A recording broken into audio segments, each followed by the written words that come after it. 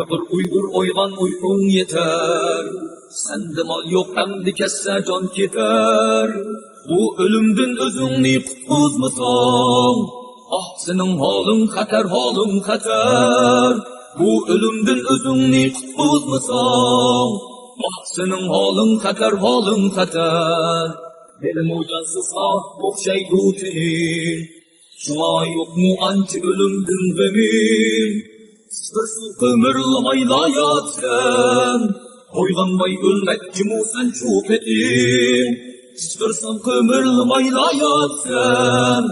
Oylanmay ölmek kimu sen çok etin. Hop dedim beşin kötür oyunla at. Yakidun basini kestani nişat. Göz hatta toptan bakmasa. Ölürsen armandı bir gün nailaz.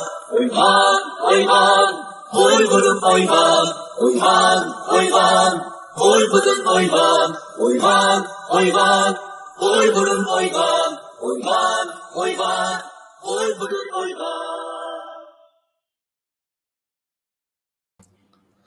Assalamu alaikum wa rahmatullahi wa barakatuh. Dear brothers and sisters, welcome to another special episode of Talk is Turkestan. Joining with me today is Sister Zumretay Arkin. She is the Program and Advocacy Manager at the World Uyghur Congress, an umbrella organization based in Munich, Germany, that advocates for Uyghur human rights.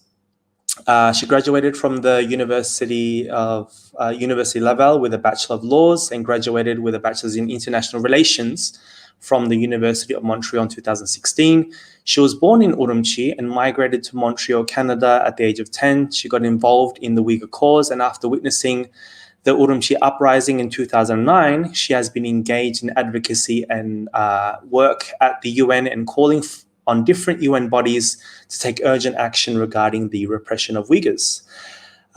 So without further ado, I'd like to welcome Zumretay to our show today. How are you today? Assalamu alaikum. Hi, I'm good, and you? Wa alaikum assalam. Thank you for joining us. And I've got you here today because we're here to talk about the Uyghur Tribunal and how important it is, not just for Uyghurs, but for the world to know what is happening, in Chinese-occupied Turkestan. So I'll just get straight into the questions, and hopefully you can enlighten us on how important this tribunal is. So, as you know, the ones who set up, the ones who orchestrated this Uyghur Tribunal, could you tell us how this idea came about to try China in a people's court like the Uyghur Tribunal, and what are the potential ramifications against China? Yes. First of all, thank you for having me at this show. And I think the idea of the tribunal, the People's Tribunal, came because, of course, we have the international community has witnessed many, war crimes, atrocity crimes, and genocides in the past, and there were some that were very difficult to try, like you said, in before international courts. And that's why I think the People's Tribunals act as a transitional justice for not only the victims, but also for the international community. And I think it acts as a platform where all the evidence is collected and also kind of condensed in the same place. And actually at the World Uyghur Congress, we have observed many People's Tribunal before. And in 2019, there was also an important tribunal, which was called the China's Tribunal, which really delved deep into the organ harvesting, more specifically of political prisoners, Falun Gong practitioners, which also included, of course, Uyghur prisoners as well. And we have heard evidences from experts, just like we did this time. And the China's Tribunal had actually concluded that there were credible evidence that the organ harvesting was a widespread practice in China overall, and including organ harvesting on Uyghurs as well. And we had had some Uyghur witnesses testify at that tribunal as well, including Ms. Gulbahar Jalilova. So the idea was that we really, follow that tribunal very closely, and we were thinking about, because as you know, the traditional paths of justice when it comes to China has been blocked because China is, of course, sits at the Security Council at the United Nations, so it can block a lot of the decisions. It has veto power. So the International Criminal Courts or the International Court of Justice that road has been blocked for Uyghurs. That is why we have thought about this alternative of why don't we launch or initiate at least this kind of people's tribunal to give a platform for victims to seek some sort of justice. And this idea came, I believe, last year, and we actually approached Sir Jeffrey Nice, who was the one who led China's tribunal as well, but he also led the prosecution of Milan Slovic also for the ex-Yugoslavian commander-in-chief. So I think for us it was really important. And then when we approached Sir Jeffrey Nice last year in 2020, he was of course very pleased to think about this initiative and endeavor. And of course this would require a lot of effort, and he gathered a team himself, and this tribunal was launched in that way. But I would like to specify that this is an independent people's tribunal, although we did reach out to Sir Jeffrey Nice. The entire procedure or the endeavor is an independent endeavor, and we don't have a saying on the procedure itself. It really was a sight to see all that evidence put forward, all those witness testimonies. In what ways is the World Uyghur Congress or other Uyghur organizations, how are they going to use the verdict that comes out of the Uyghur Tribunal? It is a great question. As I said, I think, this is a people's tribunal, and it's not internationally binding. Of course, the decision or the judgment that's going to be out, it's not binding for any country. However, I think it is going to act as a really important pressure point for numerous countries, because I think it is important to say that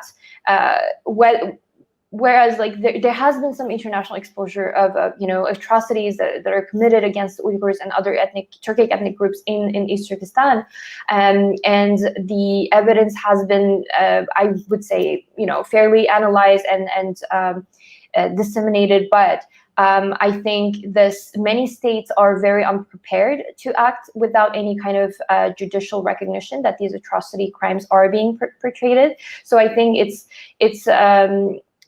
it will act as a way to remind states that they have an obligation to prevent and punish genocide when they learn, and they must learn, that serious risk of genocide is being committed. So I think when the Uyghur Tribunal will make such a determination, of course we don't know, only time will tell us, which, I mean, the final judgment is expected in December 2021.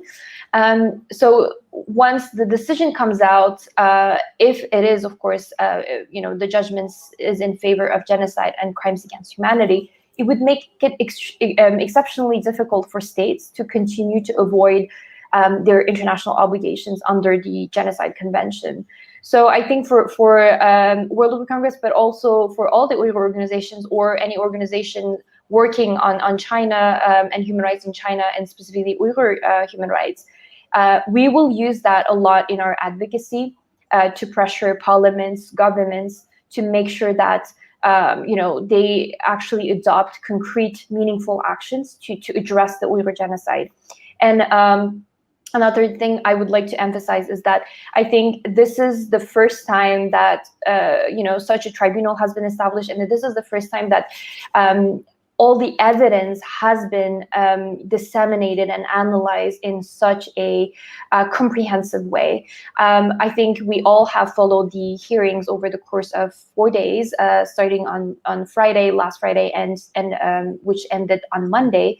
And we have heard over 30 testimonies of both fact witnesses and also expert witnesses, really giving us a clear picture of the genocidal policies carried out by the government. So I think it is really helpful in a way to really look at the the evidence that was presented, even for people who had no idea what was happening in East Turkestan. I think it was really helpful for them to learn over the past 4 days. And I think, it's not done. Their second set of hearings will start in September as well. And I think we will have even a better opportunity to really understand in a comprehensive way just the extent of the policies that are being carried out by the government of China. For those who don't know what the Uyghur Tribunal is, if you're watching this from somewhere else, if you go onto our Facebook and YouTube, the links to the 4-day tribunal, or the links to the full videos, the hearings, they're about 10 hours each, and the description, and I see people saying where they can donate. There's a link to the Uyghur Tribunal website as well. There's a place where you can donate and you can support this cause. So let's talk about what has been the CCP response leading up to the Uyghur Tribunal as well as after it.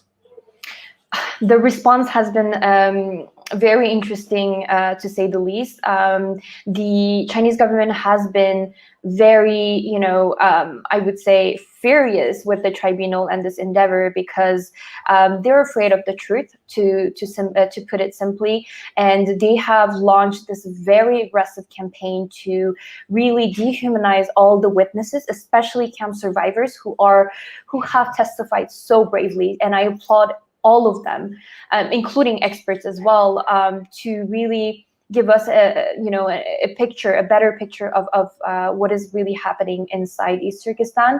And the Chinese government has just weeks before the tribunal was launched, when this coordinated sanctions were adopted by the UK, the European Union, Canada, and the US against 4 Chinese officials who are, involved in perpetrating the genocide, but also one entity, which is the Xinjiang Production Construction Corp.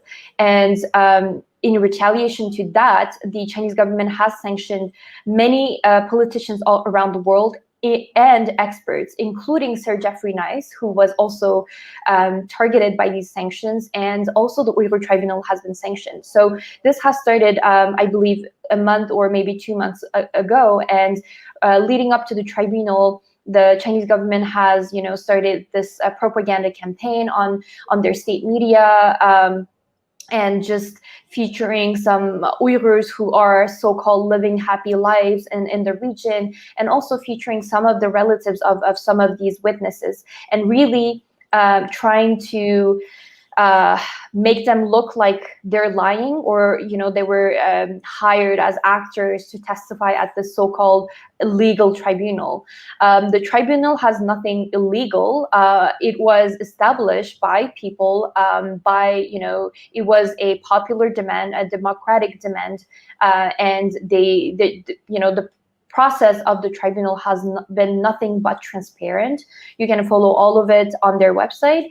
And China has been, accusing the tribunal of violating international law, when in fact it is actually, one of the biggest violator of international law and domestic law as well. So it has been really interesting to see, and we actually did, everyone who were following who was following the tribunal hearings, we expected some sort of like a threat, like even physical threats. That's why I think the tribunal has also hired security guards, just to make sure that the safety of people who were testifying was not compromised. In fact, today I just saw this morning as well that the Chinese government has organized a press conference featuring some of the neighbors and relatives or colleagues of some of these witnesses who testified, to really attack their testimonies and their stories, which I think it tells you that the Chinese government is extremely nervous about the increasing amount of evidence that is being disseminated by the international community, and increasing number of experts, and so they're trying everything to counter this by really attacking all the brave people who have been testifying. What do you say to those, and you sort of covered it there, but if you could shed more light on those people that say that the Uyghur Tribunal is not valid and is in some way a kangaroo court of sorts? Yes, I think, I've expressed it in the beginning as well, is that the Uyghur Tribunal is a people's tribunal, and that is not to say that it is an actual court. It's, like I said, the judgment is non-binding, and it does not have the power to make orders. But as I said as well, neither the International Criminal Court nor the International Court of Justice has jurisdiction to make a judgment regarding the atrocities that are being committed against the Uyghurs, because of China's influence and power, veto power.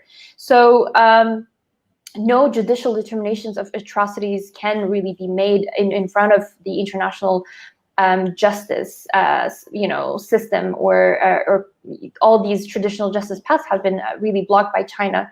So in some way, transitional justice has been an incredibly important and relevant tool, and especially in the past few years, not only for the Uyghurs, but also for many different people and causes, because it really gathers, like I said, the available evidence and shows and confirms the ongoing severe violations. And no one can I think, refuse to see the availability of the evidence. And I think it's important to say that the people who have testified constitute only a fraction of the victims of this genocide. These people have been brave enough to testify publicly in front of the international community. But there are millions of people who are still suffering, and many of us in the diaspora who are suffering from this, but we're not willing to testify, not because we don't want to, but because we fear of retaliation by the Chinese government. So the tribunal has actually received many, I think they said it in the beginning, on the first day, 18,000 pieces of evidence, which is incredibly huge. And this is only for the first sets of hearings. So I think, as I said, the judgment or the result of this will be up to us to use in our advocacy, to include it in our advocacy in the most efficient and strategic way. But I think this tribunal really offers us an incredible tool for that advocacy, and to really leverage governments to push for action, because I want to remind everyone again that the states have a responsibility not only to punish genocide, but to also prevent it. So I think this will really give us the perfect opportunity to include this in our advocacy work. It was really quite telling. I mean, you speak of the bravery of the witnesses, showing their face, to be able to do that, putting their family members at risk. And on the last day, you had a former Chinese police officer who was masked. He had to mask his voice also. So it just goes to prove how brave these people are.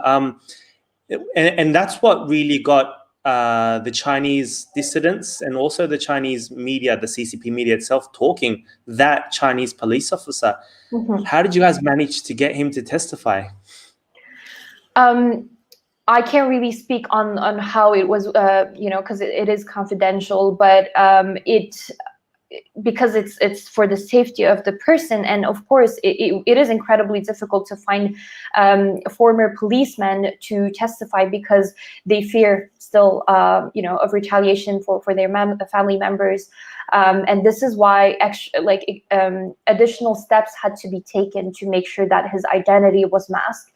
That's why his voice was deformed and his identity was hidden. But I believe that, you know, his testimony was incredibly important. I think a lot of people even forgot about all the other testimonies, and they really focus on this one particularly because it is extremely rare to have Chinese people, especially former Chinese policemen who were part of that system and who knows best how the system is, I would say, put in place, or, you know, is in practice. So I think his testimony really gave us the evidence of how the hierarchy of power works and how the police officers are part of that, you know, part of the engine of perpetrating that system of genocide. They take, you know, orders from above, and then they have other, I would say, subordinates under them who just, you know, do the work that they're being told by the central government. And I think, you know, there are also, the tribunal has openly been collecting witnesses and their testimonies, and people can apply to testify on the website. And, you know, and if you want to stay anonymous, you can do that as well. I believe they have that option. And I would also would like to stress that the September hearings are, you know, are still set to happen. So if you are, you have any piece of really important information and evidence that can prove the genocide happening in East Turkestan, whether you're Uyghur, Kazakh, or Chinese, anyone who has really important information to share before the tribunal, please do share your testimony. They have the option of, you know, staying anonymous. So I would urge everyone to really submit any evidence they have.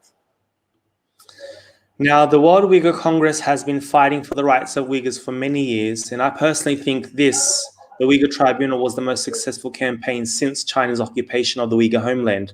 So where to from here? What's the next move for you guys? I think for us, the next will be, I mean, we have so many different campaigns we're working on, but I think, like you said, the Uyghur Tribunal is one of the most important ones that we've been working on for the past 9 months, and I think we're going to focus really on the next set of hearings, which is I think September 10 to September 13, if I'm not wrong, happening again in London. And for us, it will be really important to try to, you know, make sure that people are submitting testimonies. Of course, we can't force anyone. We're not going to force anyone, but we want to publicize this as much as possible, because for another successful set of hearings, we need as many people, as many testimonies as you know, possible, and to try to maybe build some kind of PR work around this. And of course, we have already started incorporating the Uyghur Tribunal's work in our advocacy with governments, parliaments, elected officials, civil society, everyone with whom we meet, to make sure that they follow the Uyghur Tribunal and they hear directly from witnesses. If they don't want to hear from us, that's fine, but they should and they must hear from the witnesses who have been so brave to testify, and also the experts who have been doing, you know, research work since many years, and who are really giving us, again, an in-depth picture of the policies. So I think for us, the next one will be to really focus on the September hearings, and then to try to, you know, incorporate it in our advocacy as much as possible, and just wait for, you know, a satisfactory judgment in December. Thank you so much, Zumretay. You were very articulate, very descriptive with how the Uyghur Tribunal has been running. Where can people reach you and the World Uyghur Congress, and as you mentioned, support you guys in order to fight against this tyrannical regime? Yes, People can find us at Uyghur Congress on all social media outlets.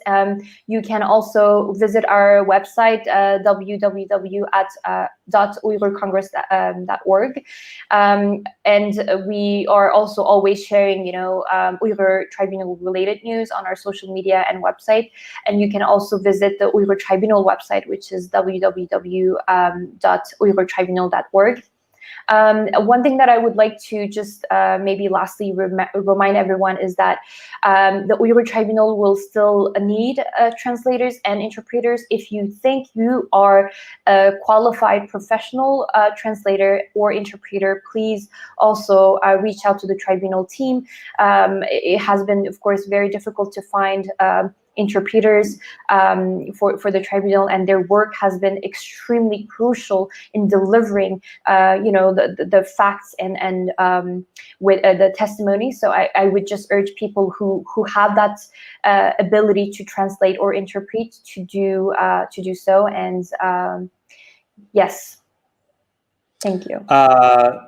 Thanks for letting me know. Inshallah, I would love to be part of that team, and I'll definitely reach out to you guys on my part as well to do what I can. Okay, brothers and sisters, thank you so much for joining us. Thank you so much, Sister Zumretay. I hope to have you on the show again. Brothers and sisters, make sure you like, share, subscribe, get this message out there, do your bit to help the Uyghurs. And until next time, Assalamu alaikum wa rahmatullahi wa barakatuh. Ümit üzme aziz halqim, ümit üzme ey ana yurt. Biz atlandık bu küreşke, o yıl taştak uyuşur. Allah verse bu nusretni.